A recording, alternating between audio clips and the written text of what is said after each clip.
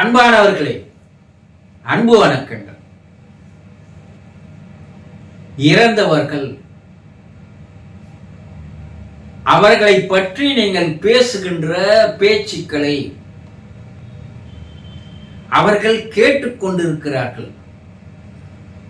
இது உங்களுக்கு தெரியுமா? தெரியாது. அவர் தான் இறந்துட்டாரு, இனி அவரை பற்றி நாங்க என்ன பேசினா இருக்குது? அவர் கேட்கவா போறார்? கிடையவே கிடையாது. அதனால நாங்கள் அவரை பற்றி தாறுமாறா பேசுவோம், அசிங்கமாக பேசுவோம், அநாகரிகமாக பேசுவோம். செத்து தொலைச்சா மனுஷன் இருக்கிற வரைக்கும் உயிரை எடுத்துட்டான். எப்படா அவன் போவான்னு நாங்கள் கடவுள்கிட்ட வேண்டிக்கின்னு இருந்தோம். ஓய்ஞ்சி போச்சு, நிம்மதியாக இருக்குது. இப்படி பேசுபவர்கள் சிலர் இருக்கிறார்கள் இல்லையா? அவர் என்னவோ இவங்களுக்கு பெரிய பாரமா இருந்துதான். அவர் இல்லைன்னா இவங்க இந்த நிலைமைக்கு வந்திருப்பாங்களான்றது நினைச்சு பார்க்கறது இல்லை. ஒரே டார்ச்சர் பண்ணிட்டாருப்பா. என்னை அடிச்சு அடிச்சு அடிச்சு குஷ்டு வர்றது, என்னை போட்டு அடிக்கிறது. நான் அனுபவிச்ச துன்பங்களை வேற ஒரு பொண்ணு அனுபவிச்சிருக்க மாட்டான். இந்த கம்யூனிட்டியை கட்டின்னு எத்தனை நாளைக்கு தான் இந்த அவசியம் நான் படுறது? எப்படா இவனை நல்லவெல்லாம் இறைவன் எடுத்துன்னு போடுறான், இவனை எப்படா எடுத்துன்னு போவான் வேண்டின்னு இருந்த நல்ல காலம் இறைவன் காதல் கேட்டான் போலுக்குது. அதனால அவர் எடுத்துன்னு போயிட்டான். இப்படி இறந்தவர்களை பற்றி நெகட்டிவா பேசுறவர்களும் இருக்கிறார்கள் இல்லையா?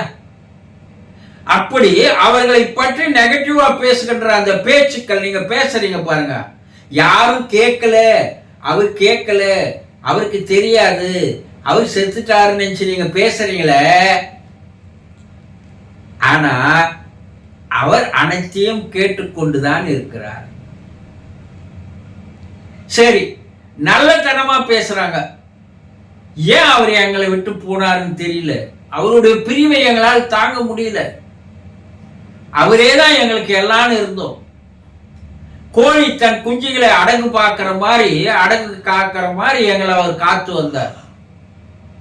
எங்களுக்கு ஒரு சின்ன கஷ்டத்தை வைக்கல,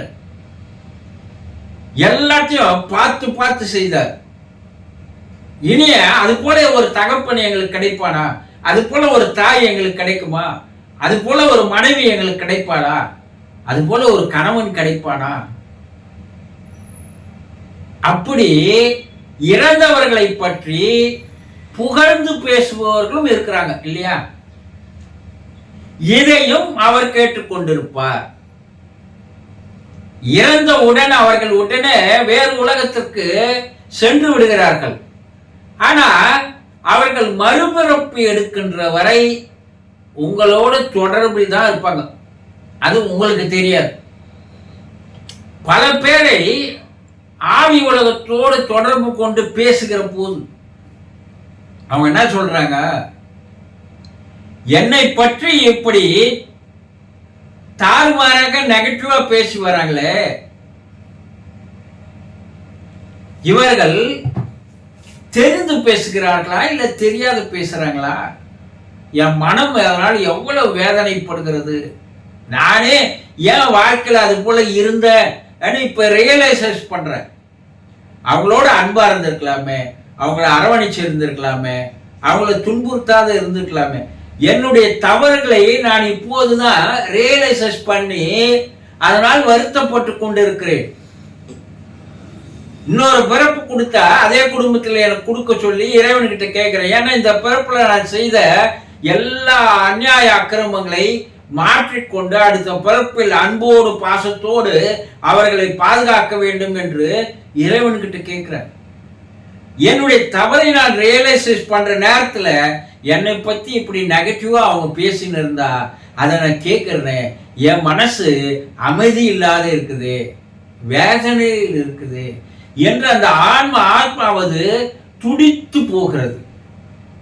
இது உங்களுக்கு தெரியுமா? தெரியாது. அந்த ஆன்மா எவ்வளவுக்கு எவ்வளவு வேதனைப்படுகிறதோ, கஷ்டப்படுகிறதோ, துக்கத்தில் இருக்கிறதோ, அவ்வளவு உங்களுக்கு தான் அது பெரிய பாதிப்புகளை கொண்டு வரும். அதை தயவு செய்து இனியாவது தெரிந்து கொள்ளுங்கள். சரி, நல்லபடியா பேசுறீங்க, அதை அந்த ஆத்மாக்கள் கேட்குது இல்லையா? அந்த ஆத்மாக்கள் என்ன சொல்லுது? ரொம்ப சந்தோஷப்படுகிறார்கள், ஆனந்தப்படுகிறார்கள். அப்படி அவர்களை அந்த அளவுக்கு சந்தோஷமா ஆனந்தப்பட சொல்லும் போது உங்களை இன்னும் மேலும் மேலும் தான் இருந்த போது எப்படி பாதுகாத்துமோ அதே போல தான் மேலே வந்தாலும் கூட உங்களை பாதுகாப்பதற்குண்டான அனைத்து வேலைகளையும், உங்களுக்கு சுபிட்சமான காரியங்களை நிறைவேற்றுகின்ற அனைத்து வேலைகளையும் அவர்கள் ஒரு இறைநிலையில் இருந்து உங்களுக்கு செய்து வருகிறார்கள். ஆக இறந்து போனவர்கள் எவ்வளவு தவறு செய்திருந்தாலும் தயவு செய்து அவர்களை பற்றி நெகட்டிவா பேசாதீங்க. போனது போகட்டும். அவரு தெரியாதனத்தால் செய்த தவறுகள், அது புத்தி வேலை செய்திருந்தா அந்த புத்தி இப்ப அங்க வேலை செய்யுது. கண்கட்ட பிறப்பாடு சூரிய நமஸ்காரம் என்ற நிலையில இப்ப போய் அதை ஃபீல் பண்றாங்க அவங்க. ஆக இறந்தவர்கள் தெய்வம் ஆயிட்டாங்கன்னு சொல்றீங்கல்ல, இப்ப அந்த தெய்வத்தை நீங்க நெகட்டிவ் வார்த்தைகள்ல அவரை பற்றி திட்டிக் கொண்டிருந்தால் அது அவர் கேட்கிறார். அதை முதல்ல தெரிஞ்சுக்குங்க. திட்டுவதை நிறுத்துங்க, பழி போடுறதை நிறுத்துங்க.